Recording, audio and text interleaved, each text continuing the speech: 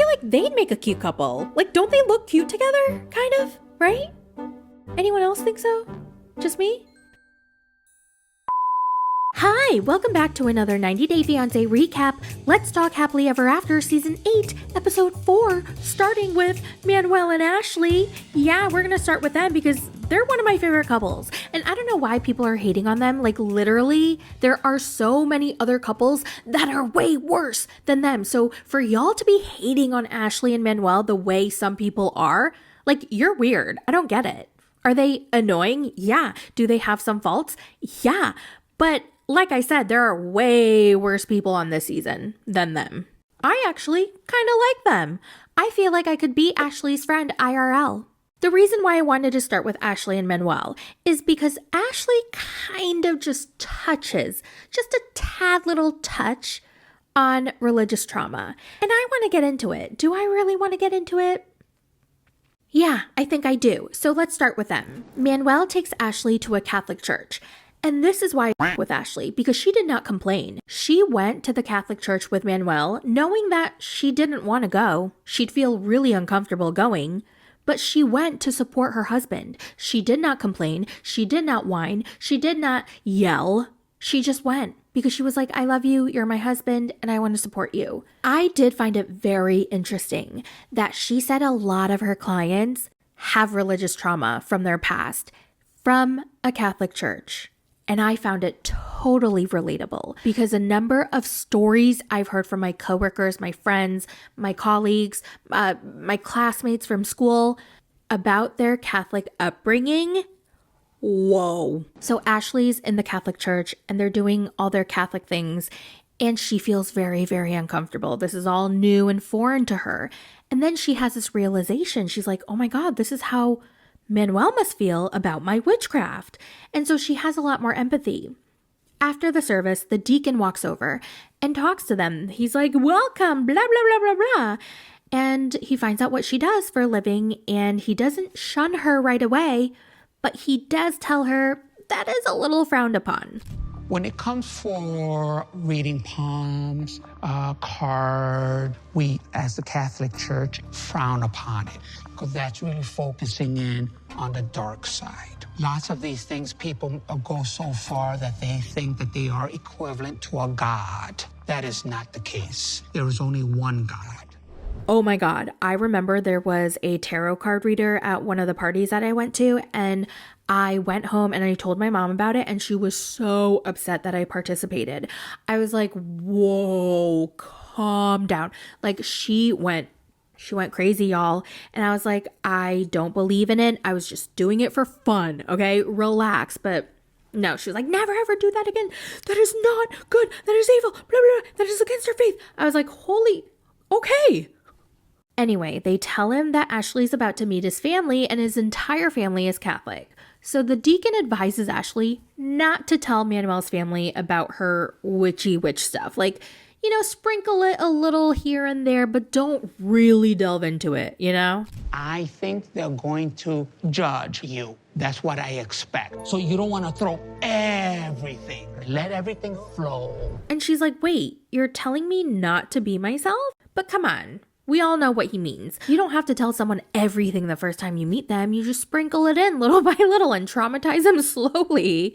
So they pack up and they get in the car to go to New York City. But then Manuel says, okay, let's go to Newark. And Ashley's like, wait, Newark or New York? And he's like, Newark.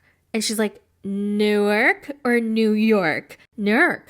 Nueva Ark or Nueva York? And then he's like, Nueva Ark. I don't even know at this point if they're going to Newark or New York. Next is Nicole and Mahmoud. Nicole is crazy. She has convinced herself that Mahmoud ran into this lavender hijab girl and his eyes lit up and he just fell in love on the spot. None of that happened. They were literally walking, okay? And then he noticed the woman in the hijab and probably noticed her and thought, wow, another Muslim woman. That reminds me of my home. And she was like, no, you were looking like, oh. And I'm like, no, he wasn't. listen, I don't like Mahmoud, but he was not doing that. So remember they got into a fight in the last episode and he walked away. He was like, I'm done. I'm not doing this anymore. So in this episode, Nicole calls him and she's like, where are you, Mahmoud? Okay, you want a Muslim woman? Go get one then. Okay, you want an Arab woman? Go back to Egypt. Holy canoe. She's got a vendetta. Okay? I mean, she was starting to really scare me. Mahmoud told her he's done and he's not coming back. And she goes, what are you going to do all alone in a city where you don't know anyone? And he's like, I took a lift. And she goes, you took a lift? How do you even know what a lift is? And he goes, I took a left. And she goes, oh, you took a left. Yeah, that's more like it. You need to turn around and come back. I swear to God, she's going to lock him up in a basement and chain him up. So he walks back to her and she's like, if you want an Arab woman, you should go get one. She said this about 8 more times, over and over again. That woman was wearing that hijab. She's the first Muslim I see in the United States. This is why it was like surprised me. Because you seen something is like saying about like whom. I felt like I miss my country, I miss my family, I miss my friends around. It just makes me feel sad. Yeah, this is exactly what I thought happened. But it doesn't matter. Nicole doesn't care. Her goal right now is to make him effing miserable. So she drives him back home. They're in the car and she tells him, I've got my eye on you, Mahmoud. The next morning, she repeats her narrative again, how he locked eyes with that woman. And she's like, I know you want a traditional woman, but I can't. I'm just like not going to do it. I can't. That's not me. I can't be that girl. I can't be super traditional. I know that I'll never be who Mahmoud wants me to be. And so they argue again. Oh, I'm so over the same argument over and over again about her freaking clothes and being a traditional woman. Nicole and Mahmoud have dinner plans at night with her friends. They're supposed to meet him. And she comes out wearing this hideous pink dress with ruching in all the wrong places. And Mahmoud is pissed because she has a few little holes in the back of her dress. I mean, to be pissed about that when her dress looks like that. He wants her to change. And honestly, I feel like he was doing her a favor because that dress was atrocious. But she's not going to change. And so Mahmoud is not going to talk to her. And he's not going to dinner because she won't change out of her ugly dress. This isn't Egypt. Like, I can wear whatever I want in my own house. I'm not like, okay, so you can, okay. I'm done. Leave me, I'm done. I don't know why she thought his beliefs would change just because he's in a different country. I mean, her beliefs didn't change when she was in a different country. So why would she expect his to? I don't think I've seen a couple this miserable. Look at them. And according to the previews from the next episode, it looks like Nicole invites her friends over to her apartment to surprise him. Yeah, he's not gonna like that. Next is Sophie and Rob the Knob. Sophie's hanging out by the pool with her new girlfriends, taking pictures for the Insta, making content, and she tells him about her guy friend from London who is visiting. What's his name? Callum.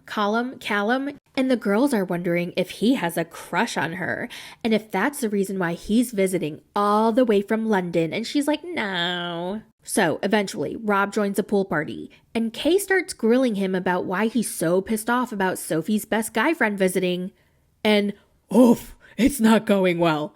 Okay, she's like, so are you jealous or insecure? And he's like, don't psychoanalyze me. Then Callum, the BFF, comes in, and honestly, I don't think he needs to feel threatened at all, but damn, Rob is pissy. My first impressions of Callum is he looks smug. He probably thinks he's better than me. I know I'm looking at a snake.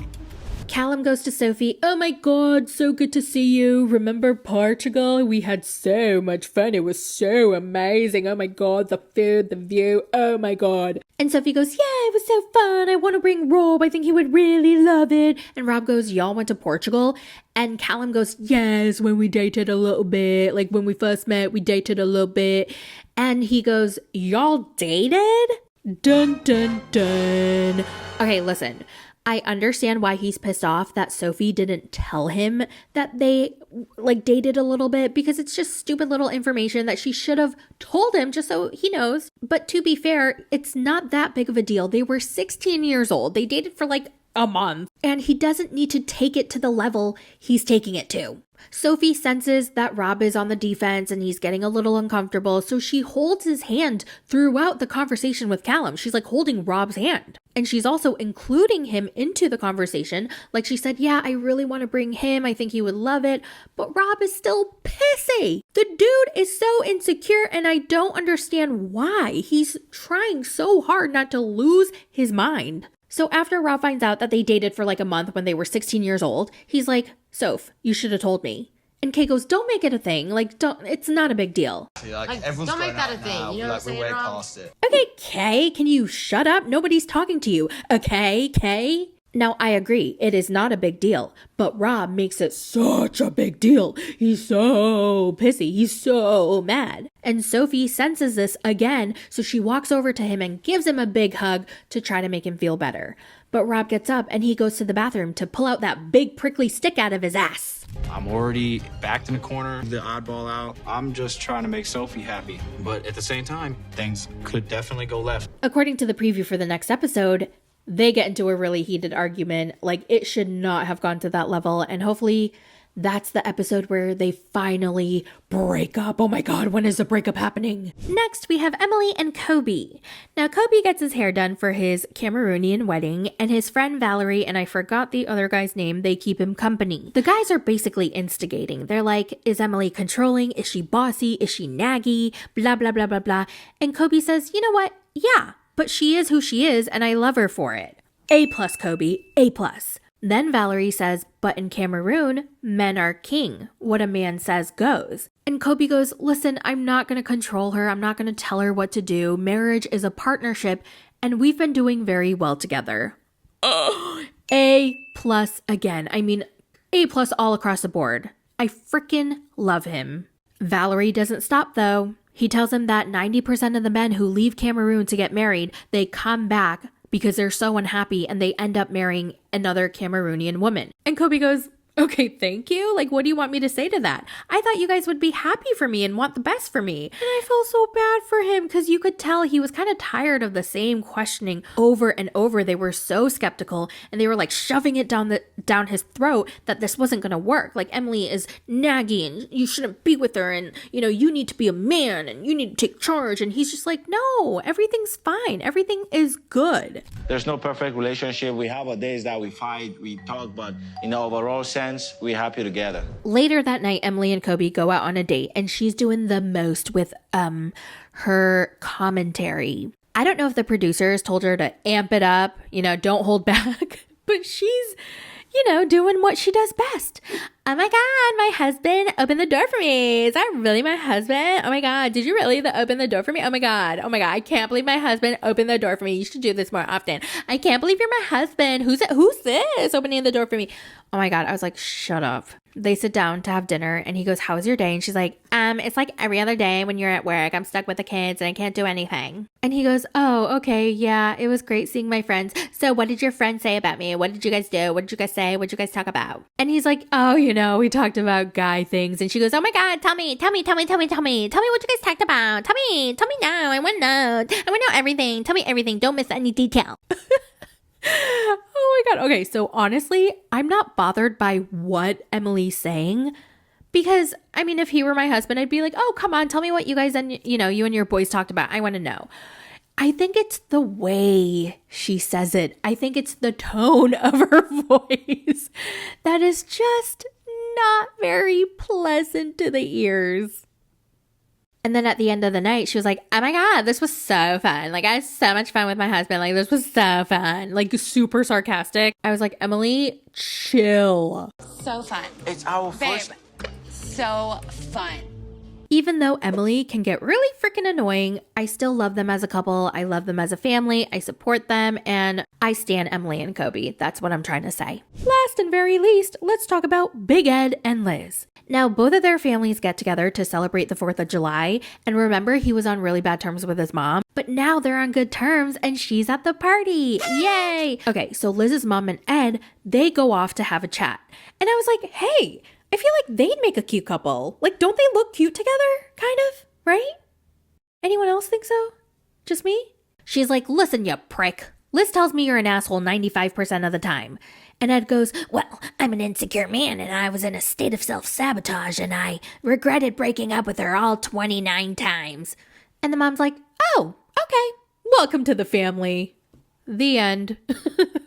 I do like you. I like your personality. I have seen a lot of growth. I've seen a lot of change. And there's still a lot to do.